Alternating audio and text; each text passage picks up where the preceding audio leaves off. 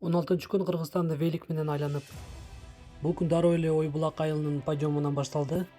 Ойтал айылына деле подъем экен. Эртең менен күчкө толуп турган убакта бул жолдорду басып өткөнүм кубандырат.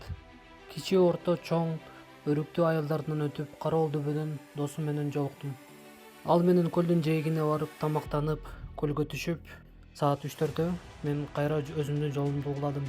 Ананьевадан өткөндө 20 километр өтө чаңдуу жолго кабылдым. Корумду айылын көргөндө, өзүмдүн айылымды көргөндөй эле сүйүндүм. Анткени дегенде жаңы төшөлгөн асфальт башталды. Жаңы жол аябай тегиз жана кең салыныптыр. Көлдүн айланасындагы жолдордун баары бүтсө, велосипед айдагандардын саны өтө көбөйөт. Жаңы жолдон ырахат алып, Улан Сөгөттө айылына келгенде, Беликтин септерин влажный салфетка менен тазалап жатсам, Асхат деген байке келип, өзү тазалап, майлап, анысы аз келгенсип сникерс жана муздак чай алып